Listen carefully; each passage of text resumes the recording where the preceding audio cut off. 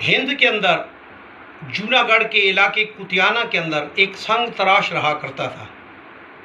وہ آقا علیہ الصلوۃ والسلام کا دیوانہ تھا اور ہر وقت اس کی زبان پر باوضو آقا علیہ الصلوۃ والسلام کی ذات اقدس پر درود و سلام کے گجرے رہا کرتے تھے۔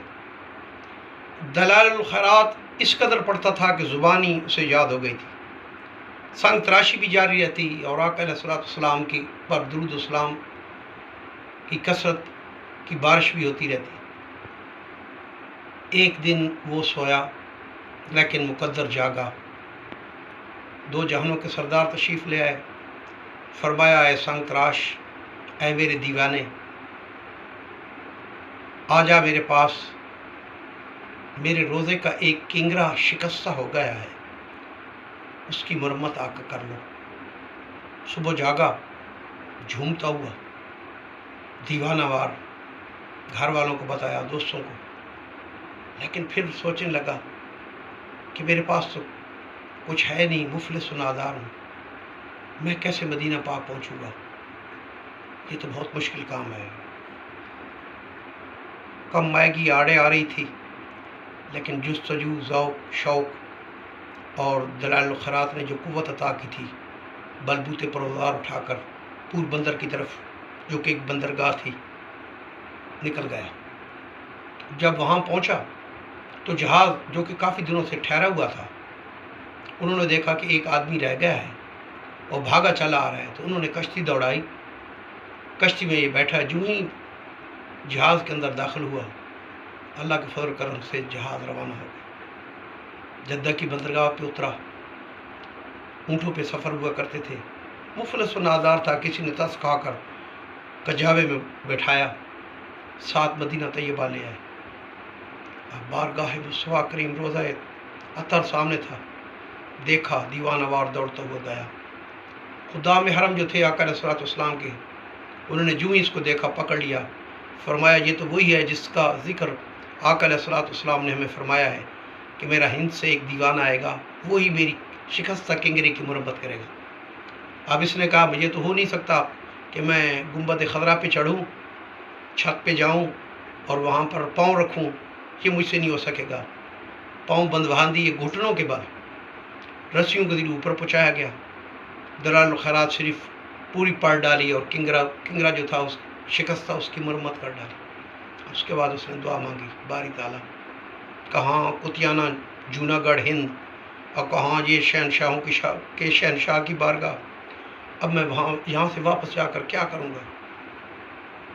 مجھے تیرے نبی کا واسطہ میرا مدفن یہیں پہ بنا دے، اب مجھے جینے کا کوئی اور میری حسرت آرزو رہی نہیں۔ جو ہی واپس اس کو رسیوں کے ذریعے پھر زمین پر اتارا گیا تو خدام چیخ اٹھے، کیونکہ وہ اس دار فانی سے رخصت ہو چکا تھا۔ اسی کو قلم بند کیا ہے، آپ کی سماعتوں کی نظر ہے، درود و سلام کثرت سے کریں اور امت محمدیہ کے لیے جملہ کی دعا فرمائیں۔ اے ہند کے سنگ تراشا جا کنگرے کی مرمت کرنی ہے، آ دلائل الخیرات زبانی سنا کنگرے کی مرمت کرنی ہے۔ خواب میں آقا نے کرم کیا اور شکستہ کنگرا دکھلایا، اوزار اٹھا پور بندر کو آ کنگرے کی مرمت کرنی ہے۔ سفینہ اس وقت تک نہ چلا، دیوانہ جب تک آ نہ گیا، ٹکٹ بھی کسی نے نہ پوچھا، کنگرے کی مرمت کرنی ہے۔ اب گنبد خضرا سامنے تھا،